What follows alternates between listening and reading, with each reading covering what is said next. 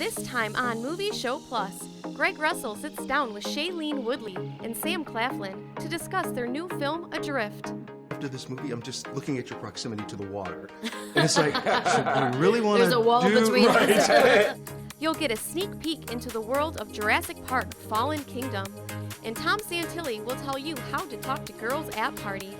All that, plus a whole lot more, coming up on Movie Show Plus. Are you lot with me?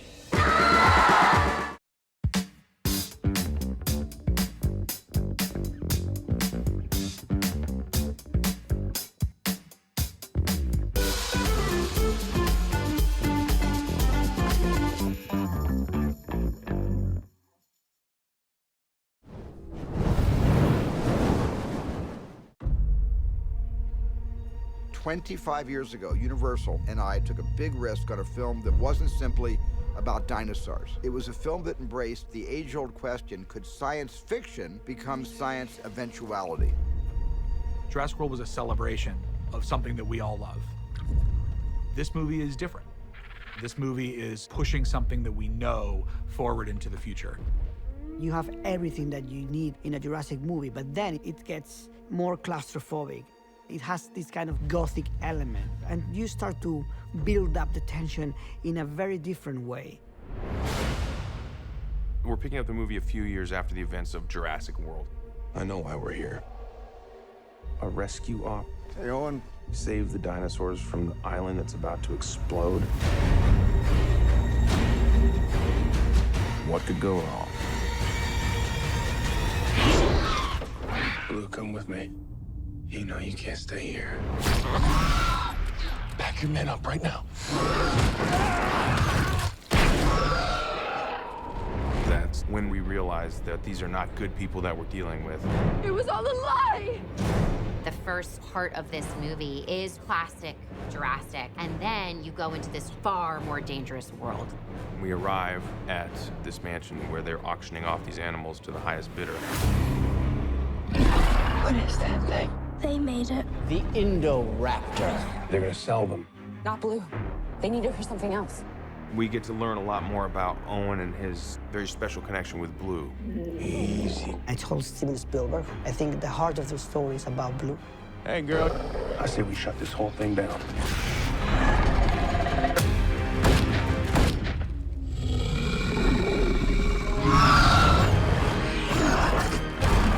We hope that people come out with their imaginations expanded of what a Jurassic Park movie can be. These creatures were here before us.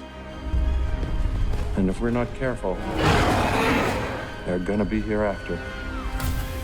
Welcome to Jurassic World.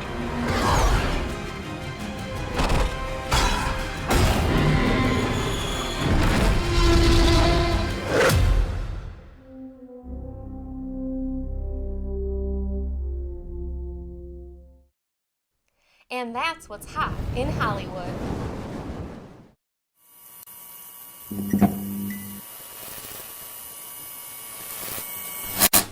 You've been to so many places. What's it like selling out there all alone? Miserable. You're either sunburnt, sleep deprived, or seasick. And after a few days, there's hallucinations. Why do you do it? It's a feeling. It's intense. It's just you and the infinite horizon. You must be a sailor too, I take it. I don't know that I would consider myself a sailor. Oh, come on. Not like you. You are. Do you want to take her out? Right now? Anytime. You think you might want to go sailing with me?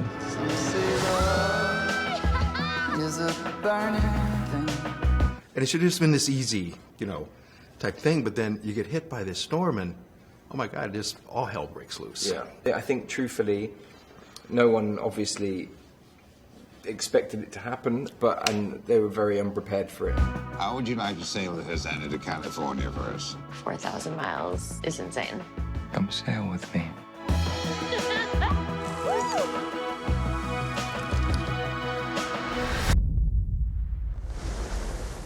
Hurricane Raymond has been upgraded to a Category 5.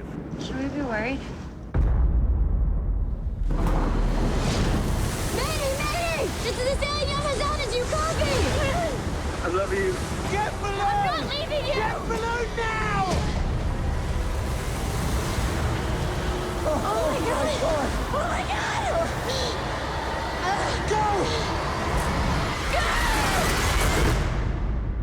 after this movie, I'm just looking at your proximity to the water. And it's like, should we really want to There's a wall between us.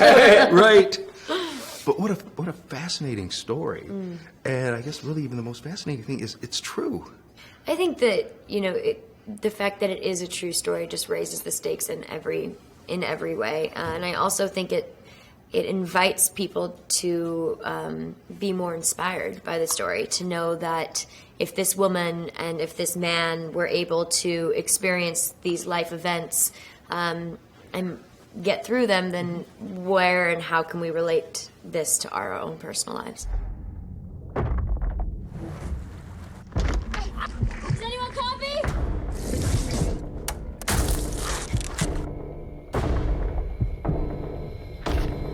No! Please, drifted.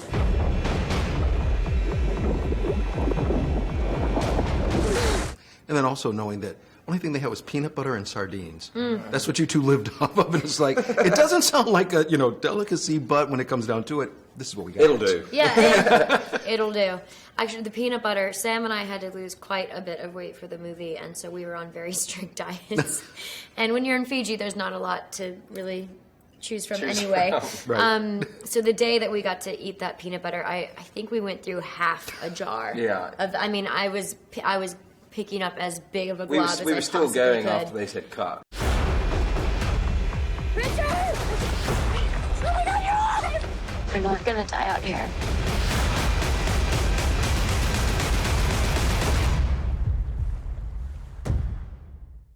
Check out MovieShowPlus.com to watch this episode online and for exclusive content, extended interviews with Greg Russell, and a complete archive of movie reviews with Tom Santilli. Also, make sure to like and follow us on social media and on our Movie Show Plus YouTube channel.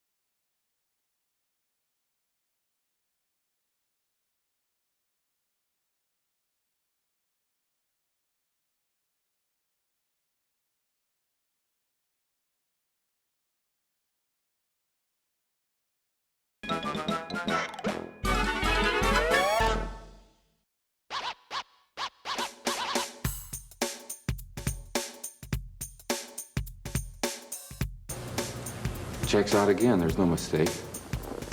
You can't find Organa Major? I found it. It just isn't there. Organa Major's been destroyed? What's left of it's completely contaminated. That's it there. Look at those radiation readouts. I've never seen anything like it.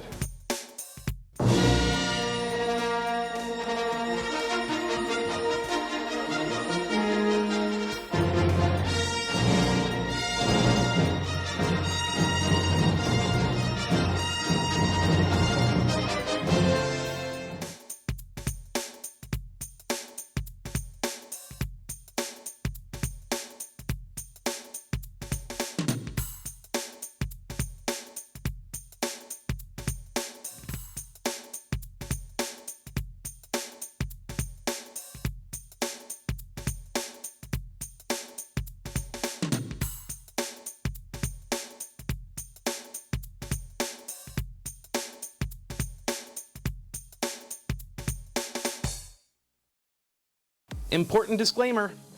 Any and all views and or opinions expressed by me, Tom Santilli, are fully my own and do not necessarily reflect the views and or opinions of Movie Show Plus, any other critic on the show, or anybody else associated with this program. Further, regardless of the letter grade a movie gets, I strongly encourage all viewers and followers to go see each and every movie that I review, in theaters and on streaming when appropriate, and support your local movie-going establishments.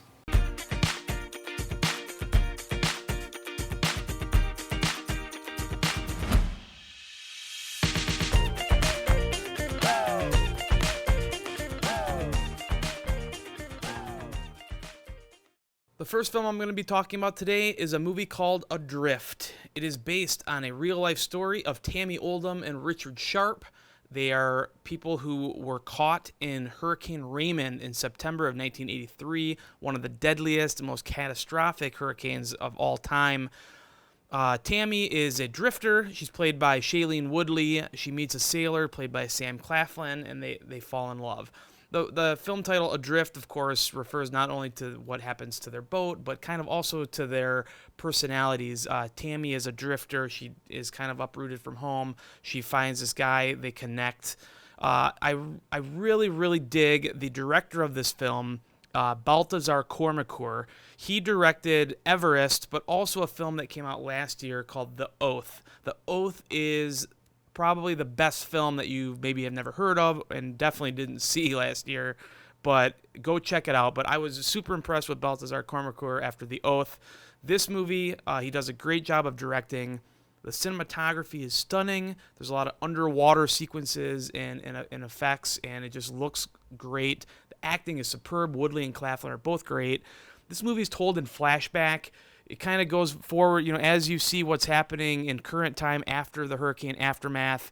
You're also flashing back to kind of how they got to the fateful trip, how they met, and stuff like that. On the downside, some of the storytelling was a bit too on the nose. There are some pieces of dialogue, and in fact, in general, I wish a lot of the dialogue and the banter kind of between the two of them was a bit stronger. After all, the entire movie is based, anchored, no pun intended, in the believability of their relationship and the strength of their relationship. So I kind of was hoping to kind of have those scenes be stronger and so we could feel more of a connection. It's not like they don't have chemistry, but there's just something kind of missing to that. And I think the overall story kind of suffers because of that. And that also, for some reason, the film it's interesting without ever really being captivating. It takes a known premise, being lost at sea and having to fight for survival, and it kind of weaves in a romance. There's a few twists, a few turns, many of which you can see coming, though. Ultimately, though, this is a solid thriller. It's a solid romance.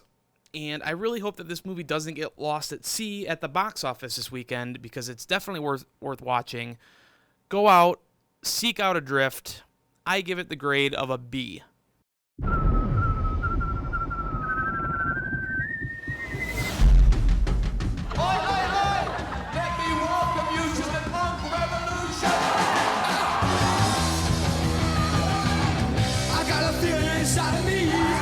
Females awake, boys. Let's get laid.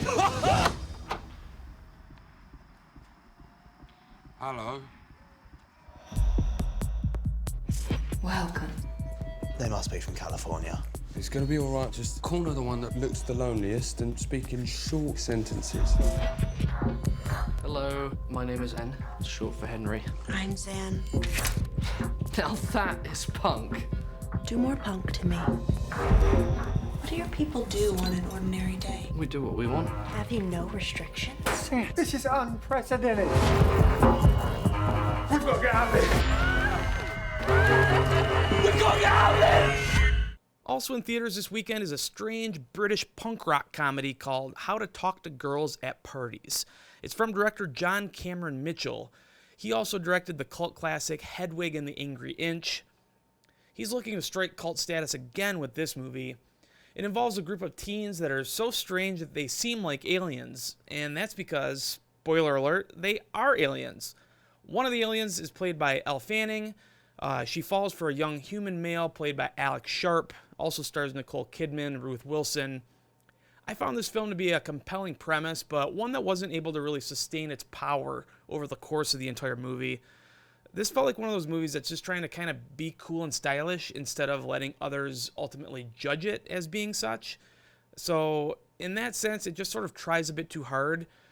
There were some elements I liked, some crazy sequences and ideas, but it never really gels or comes together in any cohesive way. Because of that, I'm giving How to Talk to Girls at Parties a C+. So I didn't love it, but it wasn't all bad. You go see it and let me know what you think. Speaking of that, make sure to follow me at Tom Santilli on Twitter. Go to movieshowplus.com for all my latest reviews and movie-related stuff, and let's start a discussion on some of these new films. I'm still interested in what you all thought of Solo last week, but let's discuss the new films this week as well. We got Adrift, we got How to Talk to Girls at Parties, there's a couple other smaller films coming out, but that'll do it for this week. We will see you next time.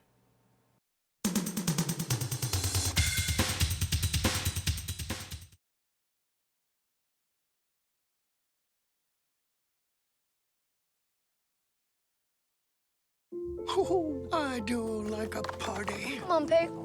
What should happen if you forget about me? Silly old bear. I won't ever forget about you, Pooh. I promise. Not even when I'm 100. We should be working this weekend, Robin. But I promised my wife and daughter I'd take them away this weekend. All hands on deck. You won't be coming to the cottage. Well, it can't be helped. Your life is happening now, right in front of you. What to do, what to do, what to do. What to do indeed. Pooh? Christopher Robin. No.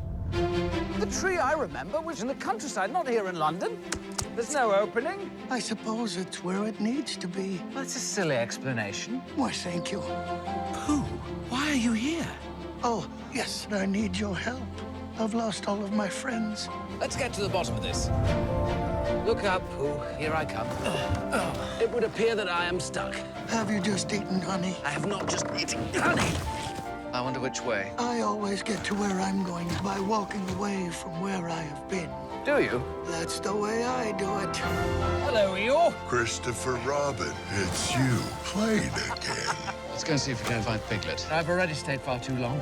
Hello, everyone. It's Christopher Robin! So nice to see you all again. Why, thank you. Silly old bear. I was wrong about work. I was wrong about everything, and I've got to get back to my family. Farewell, Christopher Robin. I would have liked it to go on for a while longer. Perhaps it's our turn to save Christopher. You must be Madeline. Wait, you're the bearer of my father's drawings? Yes. Do you know where he is? I do. Let's bounce! I just saw the most preposterous imposter. Look at him. Tigger! Eel! Piglet! If anyone wants to clap, now is the time to do it. Oh, bother. Oh, dear, dear. I don't remember being cheery. People say nothing is impossible, but I do nothing every day. No, Pooh, that's not the... Oh, never mind. We all remember that one moment that made us believe. He's done it again! Unbelievable! The game is filled with stories of legends and how they were born. But this is not that story. Was you just watching me sleep again? Boy, you are better than Cable, okay? Wait a minute now. What's going on? I used everything I got on this tournament. You lost our superstar to another coach. What's that smell? Is that a grudge? This is the perfect opportunity for Dads to meet Uncle Drew, the greatest black top player I've ever seen in my life. Oh, my nuts. Oh, Joe nuts. All you wannabes out here won't play like Jordan. So we trying to get Morgan Freeman? Don't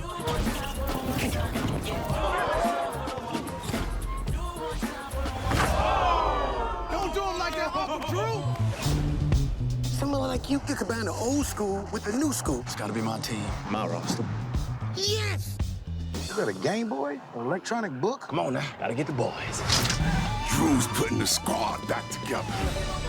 Heads up, my man. Oh, yeah. Foul. Time out! Pass the ball, Kobe. Come on, Drew, you told me these dudes can play. And this dude, he's a karate man. Hey, He's meditating right now. This guy right here can't even see. Swish. How's that geriatric team of yours? You get them all individual life alert bracelets? You still don't believe, do you?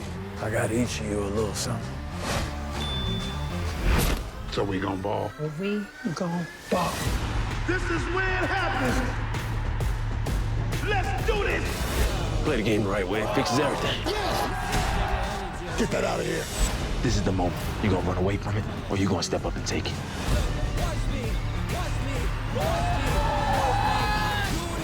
I get buckets. Uncle Drew. Who are you? I'm here to make sure that he's tall enough to ride the ride that my man about to put him on.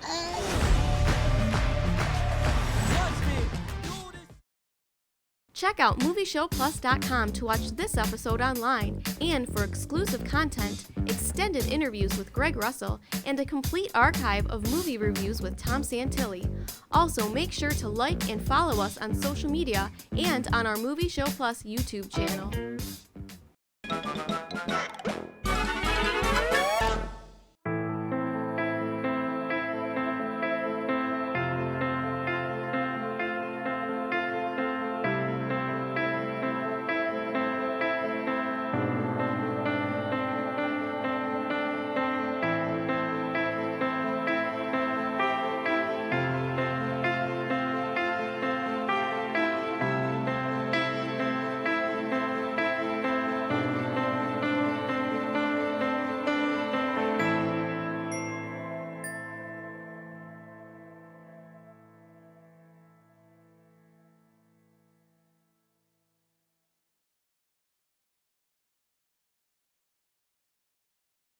A Dream Limousine continues to be Metro Detroit's finest luxury transportation service. 734-542-6800. Offering late model luxury SUVs to brand new party buses that seat up to 34 passengers. 734-542-6800. Including the one-of-a-kind Escalade Stretch with the exciting jet door. Call 734-542-6800. That's 734-542-6800. A Dream Limousine. 3, 2.